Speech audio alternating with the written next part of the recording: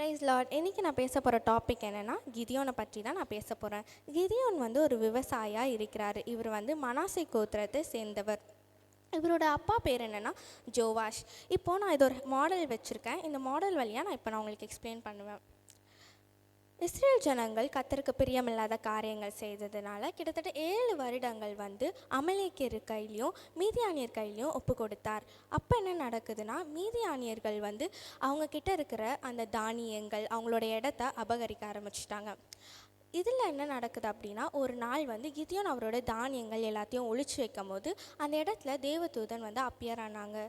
அப்போது வந்து அவர் அந்த தானியத்தை ஒழிச்சு வைக்கும் போது பராக்கிரசாலியே என்று அவர் கூப்பிட்டாரு. அதுக்கப்புறம் அவர் என்ன பண்ணார்னா, அவங்கள உபசரிக்கிறதுக்காக தானியங்களை அதுக்கப்புறம் நிறைய காரியங்களை வந்து அவங்க வச்சாங்க. புளிப்பில்லாத அப்பத்தையும் திராட்சை ரசத்தை அதுக்கு மேலே அந்த கற்பாறை மேலே ஊற்றி, அதுக்கப்புறம் என்ன நடந்துச்சு, அந்த கற்பாறையிலிருந்து அக்கினி எழும்பினதுன்னு தேவதூதன் மறைஞ்சு போனாங்க. கிதியோனுக்கு வந்து பயமாயிடுச்சு. நம்ம தேவதூதனை பார்த்துட்டோமே, நம்ம எப்படி உயிரோடு இருக்க போகிறோன்னு அன்று அவர் நினச்சாரு. ஆனால் அதுக்கப்புறம் என்ன நடந்துச்சுன்னா, தேவன் அவனோட பேசி என்ன நடந்துச்சுன்னா, நீ கவலைப்படாத, நான் உன்னை எடுத்து பயன்படுத்துவேன் என்று கர்த்தர் வந்து கிதியோன்கிட்ட பேசினார். அதுக்கப்புறம் என்ன நடந்துச்சுன்னா, அவர் வந்து இன்னும் நம்ப முடியாமல் இருந்ததுனால அவர் என்ன பண்ணார்னா,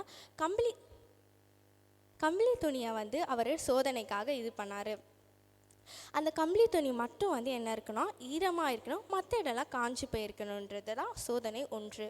அதுக்கப்புறம் என்ன நடக்கிறதுனா, அந்த கம்பளி துணி மட்டும் காஞ்சி போயிருக்கணும், மற்ற இடம்லாம் பனி பெஞ்சிருக்கணும் என்று தான் அந்த 2வது சோதனையாக இருந்துச்சு. 300 பேரின் போர். கிட்டத்தட்ட 32,000 பீப்புள் இருந்து கர்த்தர் வந்து வெறும் 300 பேரை தேர்ந்தெடுக்க சொன்னார். இது எப்படி நடந்துச்சு அப்படின்னா, ஒரு ஏரியில் போயிட்டு என்ன பண்ணிட்டாங்க, எல்லோரும் எப்படி தண்ணி குடிக்கிறத பார்க்க சொன்னாங்க.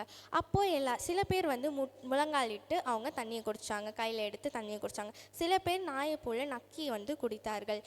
அதுக்கப்புறம் வந்து முழங்காலிட்ட பேரை மட்டும் வந்து அவங்க தனியாக செப்பரேட் பண்ணி கிட்டத்தட்ட 300 பீப்புள் வந்துச்சு. அதுக்கு முன்னாடி பயந்தவர்களை மாத்திரம் என்ன அப்படின்னா, அந்த ஆயுதங்களை போட்டுட்டு கிட்டத்தட்ட 10,000 பீப்புள் இருந்தாங்க. கடைசியாக திடீர் தாக்குதல் மற்றும் வெற்றி. இப்போ என்ன நடக்குது அப்படின்னா, கர்த்தர் வந்து கிதியோனிடம் பேசுகிறாரு. என்ன பேசுகிறாரு அப்படின்னா, நீ அந்த கேம்பில் போயிட்டு அவங்க என்ன பேசுகிறாங்கன்றதை நீ கவனி அப்படின்னு சொன்ன உடனே அந்த கேம்பில் இருக்கிறவங்க ஒரு கனவை கண்டிருக்காங்க, அதாவது ஒரு சொப்பனத்தை கண்டிருக்காங்க. அந்த சொப்பனத்தில் என்னென்னா, இஸ்ரவேல் ஜனங்கள் ஜெயிக்கிற மாதிரியும் இவங்க டிஃபீட் ஆகிற மாதிரியும் அந்த கனவில் பார்க்குறாங்க. அதுக்கப்புறம் என்ன நடக்குதுன்னா, கர்த்தர் வந்து கிதியோன் கிட்ட சொல்கிறாரு, நான் உன் கையில் மீதியானியரை ஒப்பு கொடுக்குறேன் அப்படின்னு சொன்னிட்டு அப்புறம் என்ன நடக்குது அப்படின்னா, இவங்க வந்து திடீர் தாக்குதல் தானே, அப்போது எக்காலம், தீவெட்டி, அதுக்கப்புறம் வந்து பானைகள் வந்து கொடுக்க ஆரம்பிச்சிட்டாங்க. இது எல்லாத்தையும் டிஸ்ட்ரிபியூட் பண்ணிகிட்டு இருக்கும் போது ஆனால் அந்த டைமில் வந்து மீதியானியர்கள் எல்லாம் தூங்கிட்டு இருந்தாங்க. இவங்களுக்கு என்ன நடக்குதுன்னு அப்போ தெரியாது. இப்போது வந்து இது வந்து நார்மலாக ஒரு வார்னால் நிறைய ஆயுதங்கள், வெப்பன்ஸ்லாம் இருக்கும். ஆனால் இந்த போர் வந்து அப்படி நடக்கலை. இவங்க பானை, தீவெட்டி, எக்காலத்தை தான் அவங்க கொண்டு போனாங்க. என்ன நடந்துச்சுன்னா, அவங்க கிதியோன் வந்து எக்காலத்தை ஊதும் போது என்ன நடந்துச்சு அப்படின்னா, எல்லாரும் வந்து பானைகளை கீழே போட்டு உடைக்க ஆரம்பித்தாங்க. அதுக்கப்புறம் தீவெட்டியை இப்படி காட்டிட்டு போனாங்க.